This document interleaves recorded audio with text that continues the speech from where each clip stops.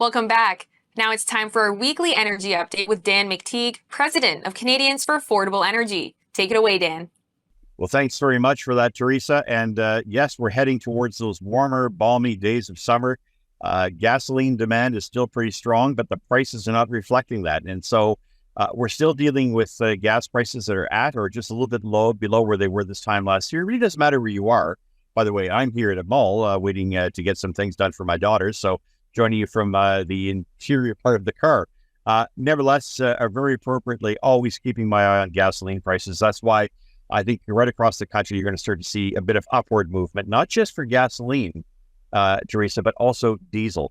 Look at gasoline prices moving up an average of 3 cents a litre this week across much of Canada, starting with British Columbia, which will see prices in the 166 to 170 range move up about 3 cents.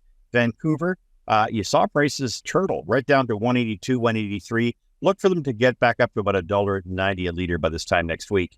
For Alberta, 148 to 154 seems to be the sweet spot. Gasoline stations like Saskatchewan don't often change with markets, but inevitably they will. And I think that by the end of next week to the following week, an average increase of about 5 cents a litre. Manitoba, we've seen a bit of a decrease back to 136, 137. Of course, because although the taxes are very similar to Saskatchewan and Alberta, they don't have a 14-cent provincial tax plus GST on top of that. That's really the main reason why we're seeing prices that low. That won't last forever. 140 looks like where they're heading, at least by July the 1st. Now, Ontario, strange situation. Prices dropped to 158 on average, now back up to about $1.63. Look for those to continue in and about that range, 163, 165 by this time next week. Quebec, always 11 cents more expensive given the tax difference. So you can see 175, 176. And for the Maritimes, yeah, they've not really seen much in any change, a little bit of an increase the other day. Nothing to write home about, but they're going to start to see prices move up, probably the same as Ontario, Quebec, 4 cents a litre tops. And for diesel, right across the country, look for about a 4-cent increase. So if that's the mode of transportation, things are going to start to get a little bit more expensive. Of course, with the warmer weather in eastern regions of the country, of the continent, we're also going to look at refineries having to do a little bit more work, especially in the natural gas side.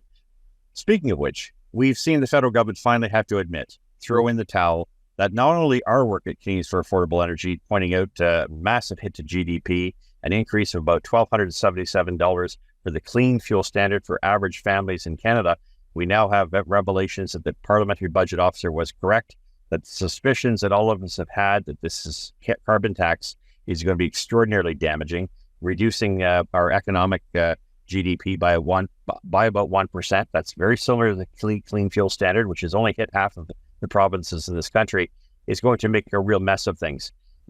If you consider the fact there's a third carbon tax, a lot of people don't talk about it, output-based pricing system that hits all manufacturers, all industries.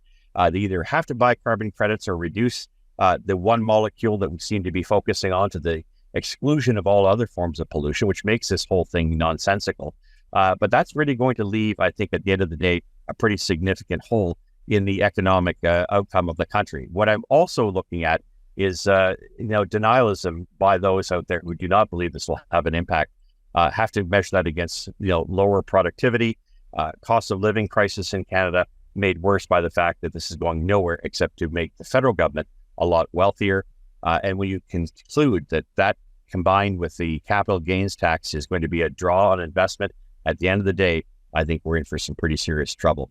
Whatever this should mean, I think Canadians really need to focus on the fact that we have a government, a coalition government in Ottawa, committed to the decline in our economic fortunes. And this is not a political statement. After all, I was, Teresa, as you know, a Liberal MP for 18 years. This is not the Paul Martin, Jean Chrétien party of pragmatism that I belong to, and proudly so. We are heading for very difficult economic straits.